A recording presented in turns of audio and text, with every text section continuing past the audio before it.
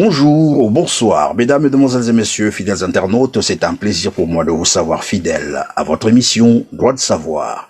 Je suis Christian Perrin, avec moi sur ce plateau, monsieur Modeste Boukadia, qui n'est plus à présenter. Mais pour ceux qui le découvrent, c'est le président du Cercle démocrate et républicain du Congo, le CDRC. Au menu de notre entretien, la situation politique et économique du Congo-Brazzaville. Politique parce qu'il estime qu'il est plus qu'impérieux de préparer, et en urgence d'ailleurs, l'après Denis Sassou Nguesso. Il nous dira le pourquoi. Économique, parce que dans un de ses tweets du 9 juillet 2021, Modeste Boukadia évoquait l'implication, sinon le rôle de Bernard Kouchner et de Dominique Strauss-Kahn dans l'ouverture des comptes dans les paradis fiscaux avec les 14 000 milliards de francs CFA du Fonds de garantie des générations futures. Si le temps nous le permet, nous aborderons également la dette chinoise. Que risque le Congo-Brazzaville ? Bonjour Monsieur Modeste Boukadia et bienvenue à ceux qui viennent de nous rejoindre. Bonjour Monsieur Perrin. Alors, dans une sortie médiatique, une de vos sorties médiatiques, vous évoquez avec insistance, et vous disiez d'ailleurs, ça doit être urgent, de préparer l'après Denis Sassou Nguesso. Est-ce que vous pouvez nous en dire un peu mieux sur le pourquoi ? Écoutez, d'abord je voudrais dire ceci, tout un chacun a une santé plus ou moins bonne. Au moment où j'ai en toute connaissance de cause et en toute confiance et connaissance de cause, j'ai dit que M. Sassou avait une santé qui ne lui permettait plus d'assumer les fonctions qu'il s'est attribuées, celle d'être président du Congo à la suite de ce que nous avons connu à partir de sa nomination par la Cour constitutionnelle de manière illégale, puisque logiquement, le scrutin de mars 2021 aurait dû être annulé et pour cause, un des candidats majeurs avait été emporté, selon les dires de M. Sassou, par un ennemi invisible sur la toute dernière ligne droite. La Constitution, sa propre Constitution, dit clairement, dans pareilles circonstances, il est clair que l'élection présidentielle doit être stoppée et annulée, ce qui n'a pas été le cas. Je disais effectivement, au moment où je l'ai annoncé, M. Sassou avait une santé chancelante. Monsieur Boukadia, vous êtes en train de nous dire, au fond, que Denis Sassou Nguesso est malade, c'est cela? J'ai dit ceci et j'assume ce que j'ai dit. Et je reconnais qu'il a bénéficié ou il bénéficie des soins. Et je m'en félicite. Je suis heureux qu'il se porte maintenant bien. Oui, monsieur Boukadia, mais s'il se porte bien, alors pourquoi est-ce que vous demandez que les Congolais préparent déjà l'après Denis Sassou Nguesso? Mais tout simplement, monsieur, si l'on voit les circonstances actuelles, quand on voit l'endettement du pays, quand on voit les retraités qui ne touchent pas leur pension depuis beaucoup de mois, quand on voit des salaires qui ne sont pas virés et qu'il y a eu des retards de paiement de salaire depuis voire jusqu'à 30 mois, il est tout à fait normal pour un homme politique de penser à l'avenir, de telle sorte que nous ne soyons pas surpris. Et surtout, nous ne souhaitons pas arriver à la situation de la Côte d'Ivoire. Cette situation de la mort du président Houphouët-Boigny qui a entraîné des tragédies, dont la mort, l'assassinat du général Robert Guei.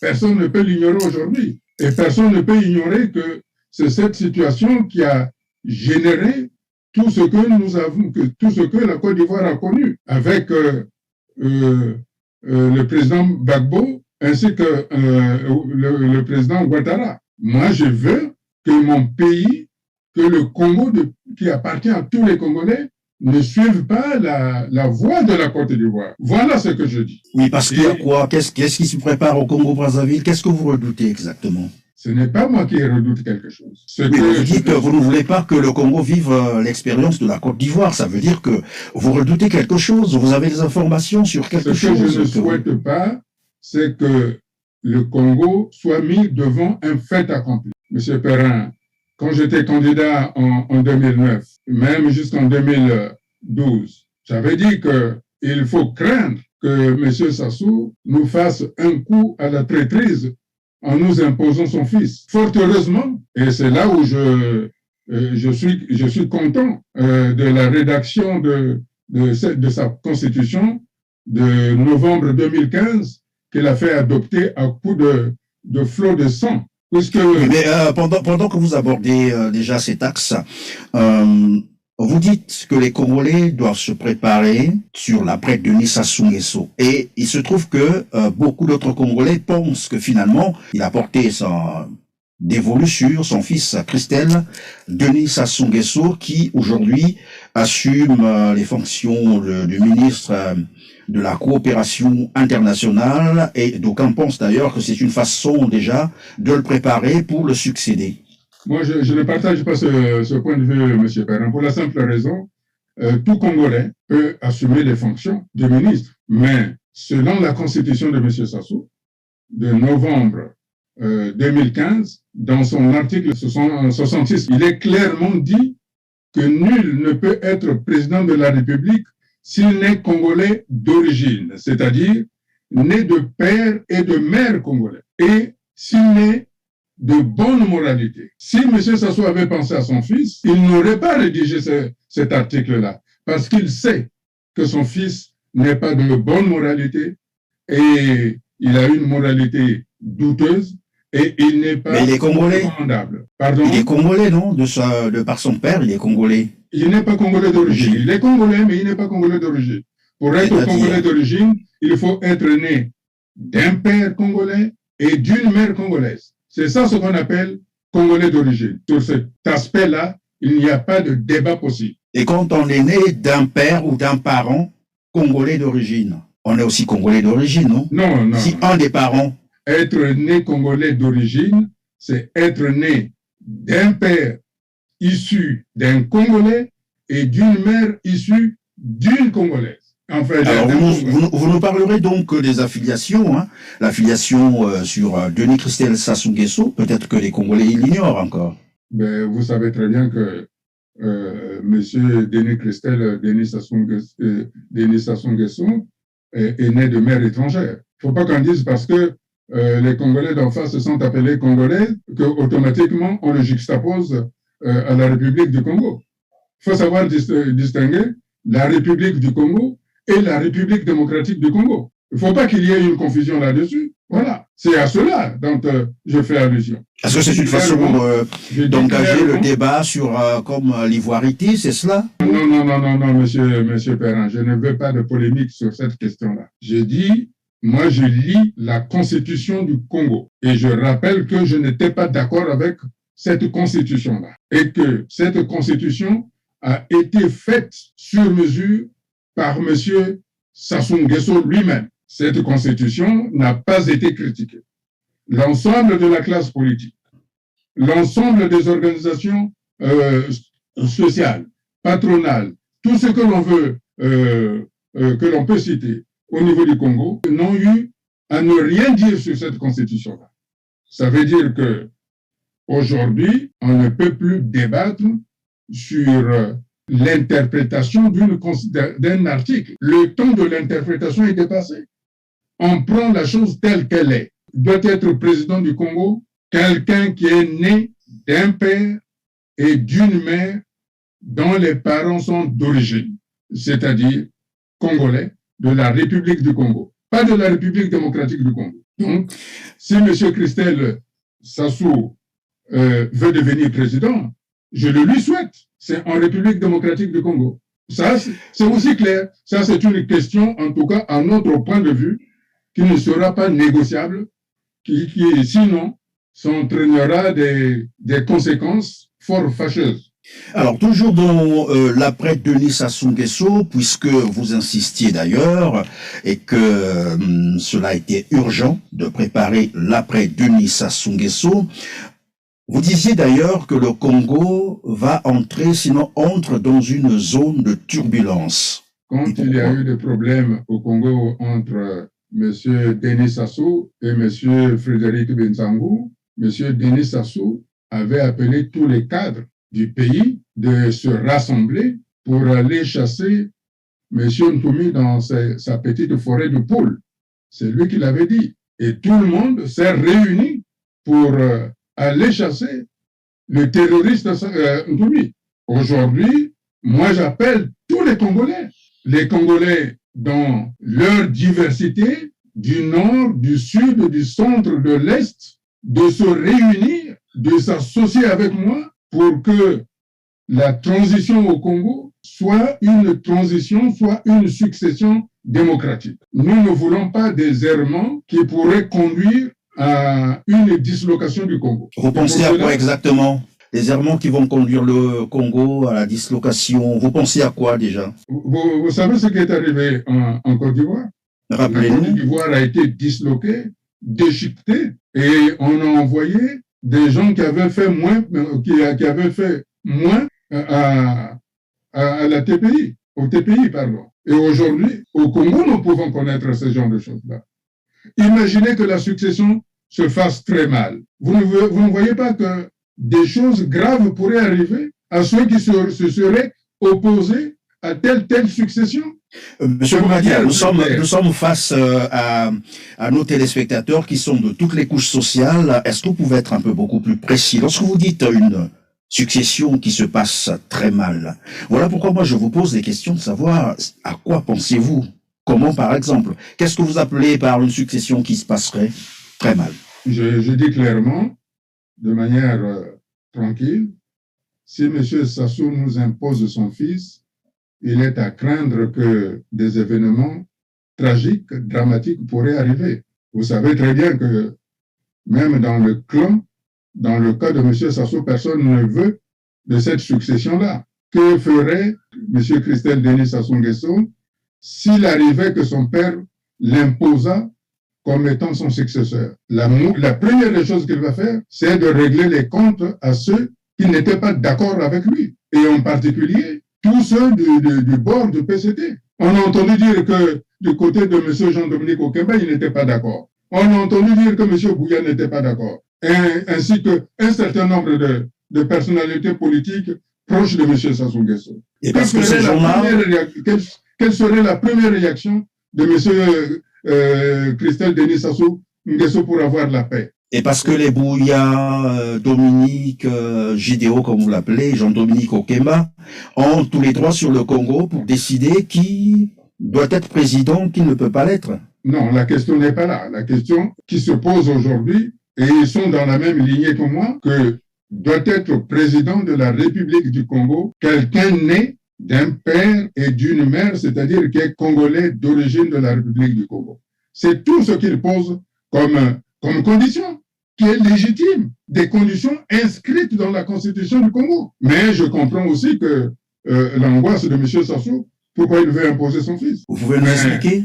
Mais nous rassurons, nous sommes des Africains, nous sommes Congolais, nous sommes capables de nous asseoir et de laver le linge sale en famille. J'ai toujours dit qu'aujourd'hui, il nous faut arriver vers une transition apaisée, que les problèmes juridictionnels, ça regarde la justice, ça ne regarde pas les hommes politiques. Aujourd'hui, vu la situation du Congo, je crois qu'il est temps que les hommes politiques s'asseyent autour d'un dialogue international qu'on appelle une conférence internationale pour qu'on règle une fois pour toutes ce qui divise les Congolais. Et que M. Sassou cesse d'avoir peur. Oui, mais M. Bougadia, lorsque vous parlez s'asseoir avec ce pouvoir, sinon ce régime, vous pensez que cette fois-ci, ils vont entendre raison parce que longtemps, ça fait quand même bientôt 40 ans, quand on revient là-dessus, dialogue sur dialogue, conférence sur conférence, ce régime n'a jamais entendu raison et maintenant vous croyez qu'ils vont vous écouter? Ça m'est complètement égal qu'ils m'écoutent, qu'ils ne m'écoutent pas.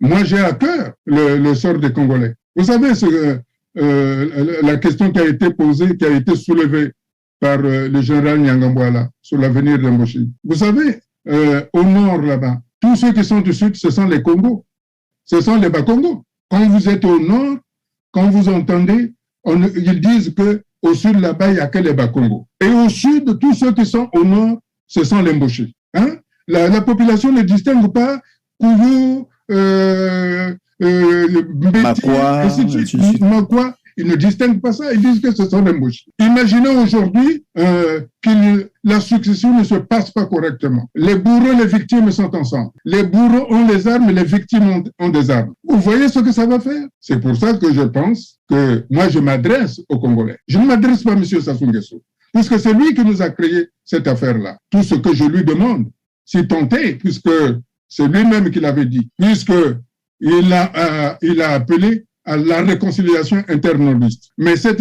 réconciliation internordiste, il a mis nos compatriotes du Nord dans une situation difficile. C'est pour ça que moi je pense, et c'est ce que je propose, chacun doit entendre raison. Les intellectuels du Nord doivent entendre raison. Des gens qui sont allés à l'école, ils doivent dépasser la culture. C'est pour ça que je pense qu'aujourd'hui, nous devons saisir l'opportunité qui nous est offerte du fait que M. Sassou est affaibli physiquement, moralement, mentalement, psychiquement. Il est temps que les compatriotes du Nord entendent ma voix. Vous savez, il y a quelque temps, nous avons fêté, je ne sais pas quand, le 30e anniversaire, je ne sais pas, de la Conférence nationale souveraine. Donc aujourd'hui, à cette époque, les événements qui avaient conduit à la Conférence nationale souveraine étaient moindres. Or aujourd'hui, à l'issue de la Conférence nationale souveraine qui devait nous ouvrir des horizons nouveaux, qui devait nous ouvrir un bien-être incroyable, a volé en éclats. Oh oui, je reconnais que après la Conférence nationale souveraine, tous les pouvoirs qui sont passés ont failli. Le président Lissouba a failli, le président Bernard Kolela a failli, M. Sassou a failli, le pouvoir... Ils ont failli, quand vous parlez de Pascal Lissouba et de Bernard Bakana Kolela qui ont failli, ils ont failli en faisant quoi? Ils n'ont pas saisi les acquis de la conférence pour mettre en place ce Congo dont nous avions tous rêvé. Après, c'est vrai, des tumultueux débats ou des insultes. Voilà. Donc, ça nous a entraîné à des conflits irréalistes. Mais chacun de nous est responsable. Je crois que le moment est venu de se tenir la main et de regarder devant. Et je veux cette situation-là pour... Je vous en prie. Puisque on dit souvent que j'ai travaillé pour M. Sassou Nguesso. Non. De manière claire, je dis que je n'ai jamais été à Oyo. Oui, mais M. Boukadia, pendant que vous dites que vous n'avez jamais été à Oyo, alors que il y a des images qui circulent, il y a une photo où vous figurez d'ailleurs, prise, je crois, à Bila, et juste après le coup d'État de 1997. On vous voit bien dans cette photo. Je dis bien que je n'ai jamais été à Oyo. Ça, c'est une chose qui est vérifiable. La seule contrée que je connaisse après la Léfini, c'est Ngo, où j'avais été dans le cadre de la campagne électorale de 2009. Et comment vous vous retrouvez dans cette photo? Il est clair que à l'issue du coup d'État de M. Sassou, il y a eu des consultations. Je n'ai pas dit, je n'ai jamais nié que je n'ai jamais rencontré M. Sassou. J'ai dit que je n'ai jamais travaillé avec M. Sassou. Il y a une différence. Quand il y a eu des problèmes du coup d'État de 1997, M. Sassou a reçu tout le monde. J'ai été reçu. J'ai été même proposé à être ministre d'État des transports, de l'aviation civile et des télécommunications. Je devais même participer au sommet de la francophonie à Hanoï pour aller rencontrer le président Jacques Chirac. Donc j'ai été ministre et j'ai le record. Pendant 3 heures de temps, je suis parti. Voilà. Et qu'est-ce qui se serait passé pour que vous n'assumiez plus vos fonctions pendant longtemps, puisque vous parlez de 3 heures? Écoutez, je suis un homme politique, je ne suis pas tenu... je dis que j'ai été nommé ministre d'État dans le premier gouvernement et je suis parti immédiatement après la promulgation parce que mes vues ne cadraient pas. Et vous aviez démissionné, c'est cela? Oui, j'ai refusé et puis à ma place, on avait nommé M. Mbéry Martin. Mais on lui avait enlevé le titre de ministre d'État, il était devenu ministre des transports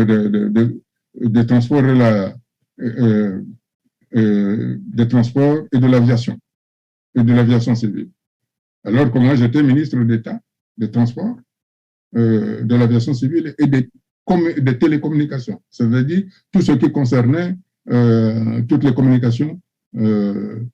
Et pourquoi vous avez décliné donc l'offre alors que certains Congolais pensent que vous êtes parmi ceux qui ont ramené Denis Sassou Nguesso au pouvoir par les armes? Vous savez, monsieur Perrin, ceux qui ont aidé monsieur Sassou ont travaillé avec monsieur Sassou.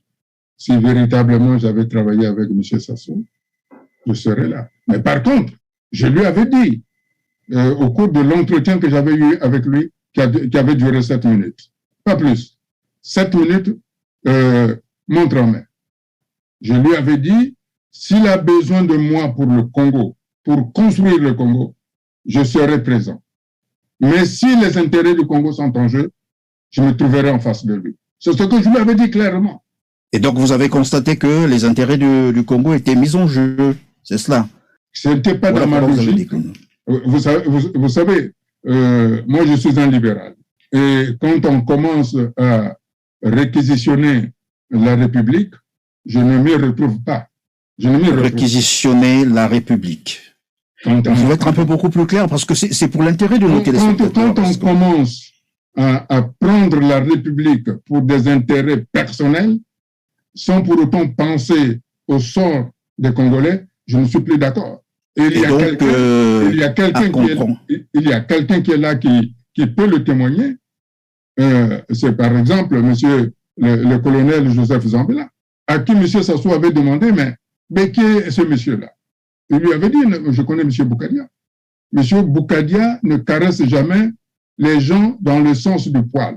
S'il vous parle comme ça, il veut que vous réussissiez à créer des entreprises au Congo. Voilà. Moi, monsieur Boukadia. Ma politique a toujours été celle de construire les entreprises au Congo.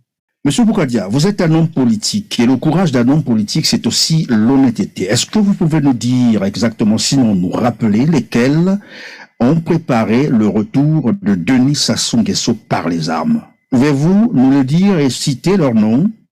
Écoutez, pourquoi voulez-vous que je vous cite les noms? Je ne les connais pas. Vous ne les connaissez pas? Non, je ne les connais pas. Ce qui est sûr, ce qui est quand même aberrant, c'est que ceux qui étaient dans le pouvoir du président de Souba, au-delà du fait qu'il fallait apaiser le pays, se sont vite retrouvés au service de M. Sassou. Ceux-là, lesquels? Voilà. C'est ça ma question. Vous les connaissez, M. Perrin. Nos téléspectateurs peut-être ne le savent pas. Les téléspectateurs les connaissent aussi bien, M. Perrin. Le Congo est un petit village. Le Congo est un petit village. Ce que je sais, c'est qu'aujourd'hui, au-delà de ce qui s'est passé, au-delà des trahisons, au-delà du fait que des engagements n'ont pas été tenus, nous sommes dans un pays en plein suicide et que les générations futures vont nous poser la question: qu'avez-vous fait si ce n'est qu'on va nous chasser, si nous ne trouvons pas une solution? C'est pour cela que j'ai dit tantôt, tout à l'heure, que depuis la conférence nationale souveraine, tous les régimes qui sont passés au Congo ont commis des choses atroces, ont commis des crimes économiques et des crimes de sang qui sont imprescriptibles. Ce qui nous donne cette fois-ci, et j'ai toujours dit qu'il y a la décision politique et la décision judiciaire. L'homme politique ne doit pas se substituer au juge. L'homme politique doit poser des solutions politiques. Et moi, je pose la question de la solution politique qui consiste à nous asseoir et à trouver des solutions pour l'avenir du Congo.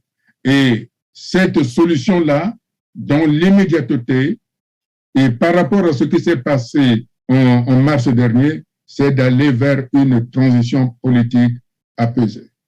Une transition politique apaisée sans Sassou Nguesso, c'est cela? Ça, c'est aux participants au dialogue international, à la conférence internationale, qui doit trancher cette question. Moi, tel que je suis là, je ne peux pas trancher sur cette question parce qu'il s'agit d'une question de la souveraineté nationale. Et la souveraineté nationale est représentée par l'ensemble des responsables politiques et des organisations syndicales, sans oublier les représentants des forces armées souveraines. C'est à partir de ce moment-là que nous allons prendre cette décision si la transition politique apaisée doit inclure ou doit exclure M. Sassou. Quoi qu'il en soit, M. Sassou doit être présent à cette conférence-là parce que c'est lui qui détient la clé de la paix au Congo. Monsieur Bougadia, un homme politique, c'est celui qui est informé parce que cela lui permettra, bien entendu, d'anticiper les choses. Je veux revenir sur l'état de santé de Denis Sassou Nguesso, de toute façon, qui ne devait pas être un tabou, ça ne doit pas être un secret, parce que de toute façon, il est pris en charge par l'argent du contribuable congolais. Et le Congolais devrait savoir, évidemment, tout ce qui se passe autour de Denis Sassou Nguesso. Dernièrement, il a fait un déplacement vers Pointe-Noire. Et la chose curieuse, c'est que Denis Sassou Nguesso, qui a coutume de prendre un bain de foule, qui aime bien le public, cette fois-ci a effectué son déplacement incognito, mais vraiment dans toute la discrétion. Je ne sais pas si les images ont filtré, mais jusqu'à maintenant là, on n'en voit pas.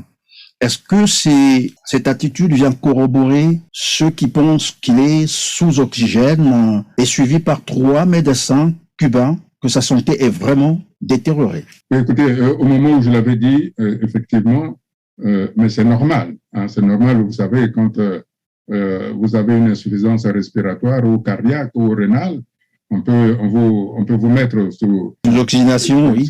C'est ce que j'avais dit dans un communiqué officiel. Pourquoi est-il parti incognito? Vous savez, la discrétion fait aussi partie de la vie de quelqu'un. Il a voulu être discret. Oui, mais ce n'est vraiment pas son habitude. Hein. On a connu Denis Sassou Nguesso bientôt 40 ans. Ce n'est pas dans son habitude que cette fois-ci, il ne pouvait pas le faire. Ne me faites pas dire que non.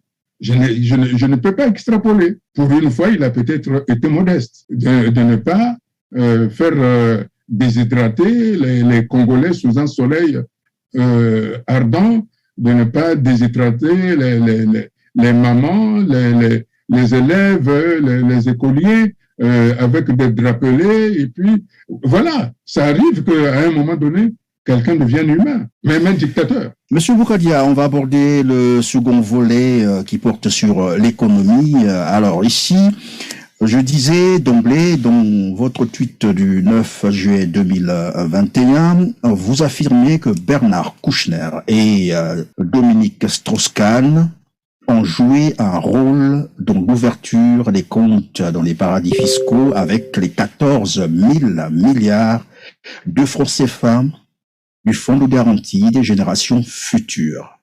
Est-ce que vous pouvez nous en parler? Déjà, je voudrais faire un rectificatif, si vous le permettez, M. Perrin. Je vous en prie. J'ai dit quel rôle ont joué M. Dominique Strauss-Kahn et M. Bernard Kouchner. Alors, une question, vous vous posez donc la question. Je posais la question. Maintenant. Nous savons que dans la communication, lorsqu'on pose une question, c'est supposé aussi savoir la réponse. On ne pose pas une question sans une moindre idée sur la réponse. Non. Je pense que c'est au parquet financier de la France de se poser la question que font les 2 anciens ministres de la République française qui ont élu domicile à Oyo. Et aussi curieux que cela puisse paraître, les 2 sont plus ou moins des conseillers directs de M. Sassou. Et on s'est rendu compte dans certains dossiers, notamment le dossier dont vous faites allusion, celui de l'argent des générations futures, les 14 000 milliards, sont apparus au cours d'une discussion entre M. Sassou et le président chinois. Et le président chinois n'a pas voulu restructurer la dette du Congo,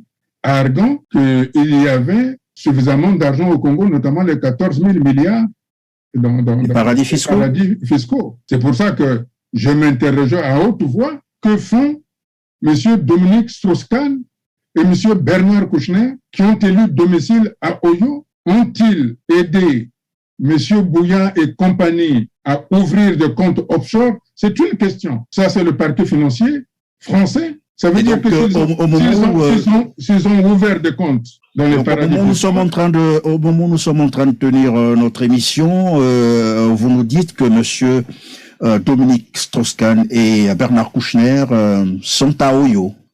Non, au moment où il avait été fait ce tweet, ils étaient à Oyo. Je ne sais pas s'ils sont encore là-bas. Mais ce qui est vrai, c'est que c'est devenu presque... Oui, ils ont des maisons secondaires là-bas, on peut le dire, avec certitude. Avec certitude. Alors, monsieur Boukadia, puisqu'on parle de 14 000 milliards qui se sont volatilisés comme ça, mais il y a également 6 ministres qui sont encore en fonction aujourd'hui. Il s'agit bien entendu de Denis Christel Sassou Nguesso, Jean-Jacques Bouillard, Rodolphe Adada, Gilbert Ondongo. On cite également Lucien Ebata et puis Jean-Bruno Itoa qui, à eux seuls, détiennent plus de 5 000 milliards de francs CFA dans leurs comptes, dans les paradis fiscaux. Ajoutez à cela les 14 000 milliards, nous sommes là pratiquement à 20 000 milliards de francs CFA. L'argent du Congo qui se trouverait dans les paradis fiscaux. Est-ce qu'il y a une possibilité de ramener cet argent au Congo-Brazzaville? Donc ça veut dire qu'en réalité, le Congo ne doit pas être endetté. C'est ça ce que vous êtes en train de me dire. Que le Congo est suffisamment riche aujourd'hui. Donc je ne comprends pas pourquoi M. Denis Sassou Nguesso est allé s'endetter à la Chine pour faire fonctionner la maison Congo, alors qu'il y a de l'argent. C'est ça la question, la réflexion qui me vient à l'instant. Ça veut dire que l'argent du Congo sert à alimenter le clan Sassou et on va aller s'endetter de telle sorte que cet endettement-là, on va pleurnicher à la Banque mondiale, au Fonds monétaire international, et que le Fonds monétaire international paye l'endettement du Congo pour qu'eux, ils continuent d'utiliser l'argent, la richesse du Congo. C'est ça ce que vous dites. Je pense que tant que cet argent est dans les paradis fiscaux, aujourd'hui, il y a des mécanismes qui permettent de remonter. De rapatrier cet argent. Pour rapatrier. Aujourd'hui, il y a des banques, par exemple, que nous avons consultées, qui sont prêts, lorsque la transition politique se fera, de rapatrier cet argent-là. Voilà. Et donc, il faut craindre que ces comptes soient déplacés avant que la transition arrive. Vous savez, la technologie aujourd'hui, on sait par où l'argent circule. La dernière fois, je pense que vous avez dû entendre, lorsque j'ai été interrogé par un de vos confrères, j'ai dit que si le caïman vous attrape une jambe, ça veut dire qu'il y a eu conciliabule entre le caïman et l'eau. Ça veut dire qu'aujourd'hui, vous pouvez déplacer l'argent où vous voulez. On sait que vous déplacez l'argent. Et aujourd'hui, on sait, pour des gens qui n'ont jamais travaillé, parce qu'au Congo, tous ceux qui ont de l'argent n'ont jamais eu de fiche de paye.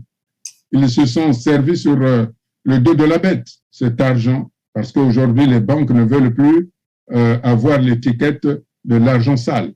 Cet argent est pisté et on sait comment le rapatrier. Et c'est pour ça que je crois la question de fond aujourd'hui qui se pose, puisque la souffrance de ceux qui ont travaillé au Congo, la souffrance des vrais fonctionnaires qu'on n'arrive pas à payer est due à l'endettement immoral, immonde du régime de M. Sassou. Et c'est là aujourd'hui le fond du problème. Il nous faut trouver des solutions contre la détresse de nos aînés qui ont déjà travaillé, qui ont déjà cotisé pour leur retraite. En ce qui me concerne en tout cas, j'ai pris des contacts avec mes partenaires pour les retraités, le moment venu, lorsque la transition politique apaisée sera-là, nous allons négocier avec les syndicats pour apurer cette dette des pensions de retraite, ainsi que les salaires. Mais pour les salaires, nous devons passer d'abord à faire un recensement réel de fonctionnaires. Quoi qu'il en soit, le vrai débat aujourd'hui qui se pose, c'est ce sont nos compatriotes qui sont à l'étranger, qui sont une force extraordinaire. Et ce sont eux les moteurs du développement du Congo. C'est pour ça que je propose la désimmigration de nos compatriotes, c'est-à-dire ramener au Congo, ramener en Afrique les Congolais qui doivent bénéficier d'un environnement similaire à l'environnement des pays d'accueil où ils sont en exil. Parce que ce sont eux qui vont donc remettre en place le mouvement du développement, du décollage économique. Monsieur Boukadia, ça reste encore un projet puisque nous ne sommes pas encore arrivés à la transition. Je vais revenir sur la dette chinoise. Dernièrement, Denis Sassou Nguesso s'est entretenu avec Xi Jinping, le président chinois, sur, bien sûr, la restructuration de la dette. Et à travers les médias congolais, on a semblé nous dire que finalement, ils ont eu quand même gain de cause. Mais alors que tout à l'heure, vous étiez en train de nous dire, finalement, les 14 000 milliards ont pesé de sorte que le président chinois renvoie le Congo. Que risque le Congo finalement sur cette dette? Surtout que toutes nos ressources naturelles ont été gagées. Si on ne trouve pas de solution entre le Congo et la Chine, que risque le Congo? D'abord, je voudrais vous dire, ceci, M. Perrin, c'est pas un projet en l'air, ce que je venais de dire. Non, je n'ai pas dit que c'est un projet en l'air. J'ai dit que ça reste encore un projet puisque nous ne sommes pas encore arrivés à la transition. Et probablement que ça sera à l'immédiat, là. Peut-être qu'elle est imminente. Vous nous le direz. Il faut poser les questions dès maintenant. Dès maintenant. Aujourd'hui, il faudrait que même vous-même, vous commencez à vous projeter que demain, vous devez rentrer au Congo. Il faudrait que vous soyez dans des conditions optimales, voire similaires par rapport aux conditions dans lesquelles vous êtes.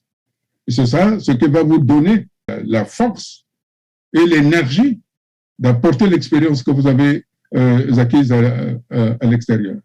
Et en même temps, moi, je pose une question de fond, permettez-moi, je pose une question de fond à l'Occident qui bâtit aujourd'hui l'enjeu sur l'immigration.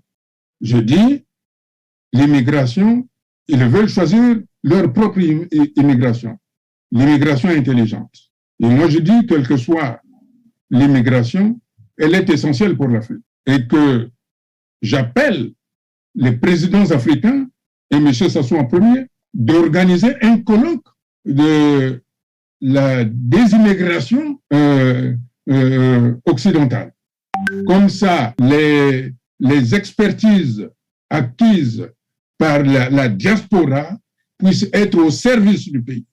Voilà la grande révolution aujourd'hui. Et enfin, vous me posez la question sur la dette chinoise. Vous savez, j'ai donné une interview, j'ai dit que le Congo, ce n'est pas M. Sassou. M. Sassou n'est pas le Congo. Et j'ai demandé à la Chine de ne pas confondre le Congo avec M. Sassou ou son clan. Oui, mais le Congo leur doit quand même près de 1300 milliards, hein, c'est beaucoup d'argent. Non, c'est M. Sassou et son clan qui lui doit ça. Parce que cet argent, c'est vous qui venez de me dire que l'argent du Congo se trouve dans 10 comptes des paradis fiscaux appartenant à 10 ou 15 Congolais. Ça, c'est l'argent du Congo. Ça, c'est l'argent du Congo. Mais l'argent qu'ils sont allés chercher en Chine là-bas, ce n'est pas l'argent du Congo. C'est l'argent de M. Sassou et de son clan.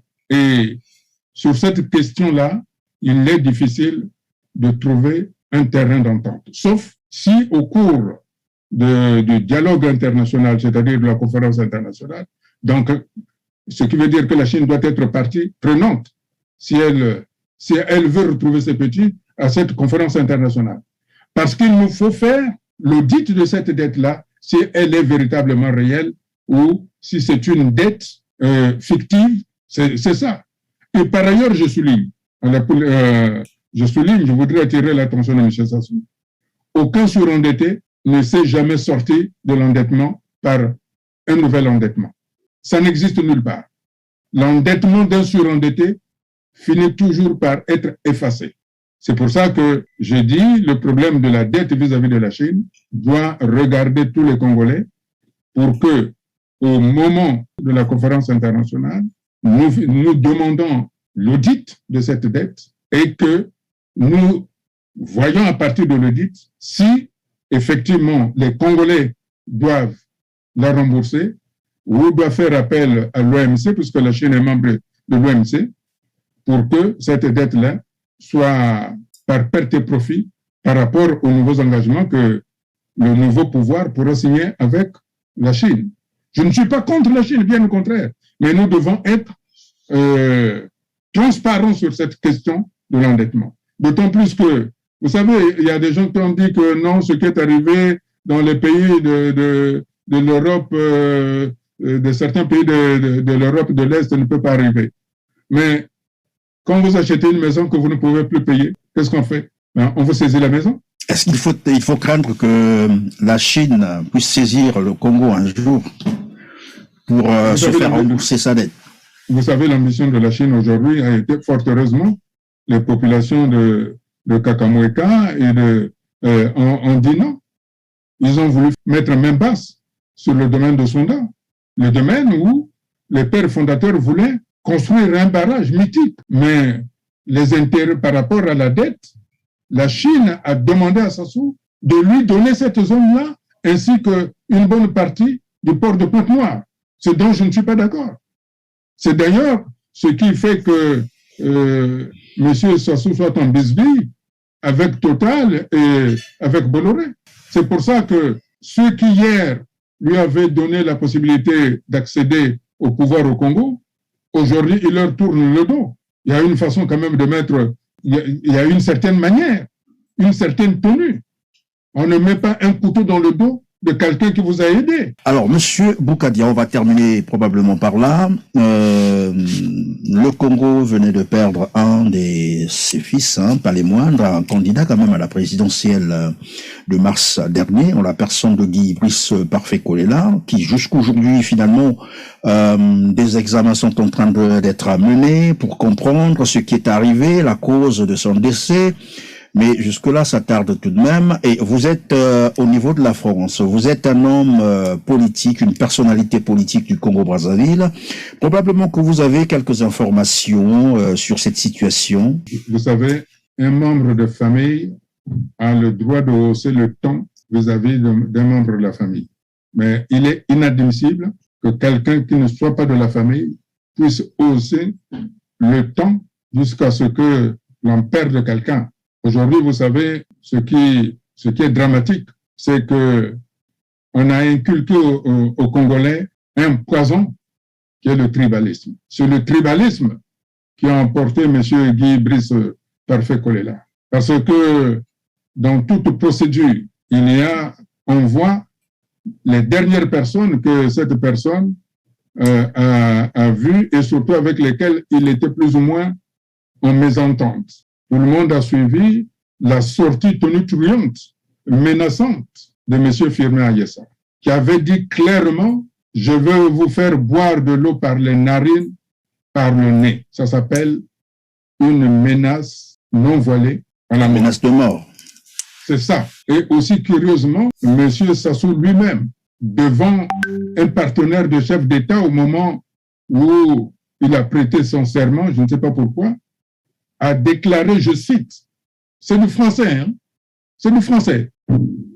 Guy Brice Parfait Kolela a été emporté par un ennemi invisible sur la toute dernière ligne droite. Je rappelle qu'au moment des faits, la COVID-19 n'était plus un ennemi invisible. Je rappelle aussi, jusqu'à aujourd'hui, tous ceux qui meurent de la COVID-19 ne sont pas sujets, ne sont pas candidats à des autopsies. Or, le cas de M. Parfait Kolela, dont on dit qu'il est mort de la COVID, tous ceux qui l'ont entouré, jusqu'à sa femme, personne n'a été déclaré, n'a été testé positif, où nous en sommes. J'ai appris dernièrement que une des sœurs de M. Parfait Kolela a porté plainte devant le procureur de la République et à partir de là, lorsque le procureur de la République va donner son point de vue, à ce moment-là, on pourra voir ce qu'il faut faire. Mais une chose est sûre, c'est que M. Sassou a eu tort de ne pas ouvrir, de ne pas demander à son procureur là-bas d'ouvrir une enquête judiciaire dès lors où M. Guy Brice Parfait Kolela est décédé à la suite des menaces de M. Firmin Aïessa. Tout ceci parce qu'il y a eu cette maladie du tribalisme. C'est cette maladie du tribalisme qui a causé la mort de M. Guy Brice Parfait Kolela. C'est pour ça que j'invite tous les Congolais à se dépasser, de ne pas tomber dans le piège dans lequel le PCT de M. Sassou et son clan nous a plongé, celui du tribalisme. Nous avons été capables, avant la conférence nationale souveraine, de nous unir pour mettre fin à la République populaire du Congo.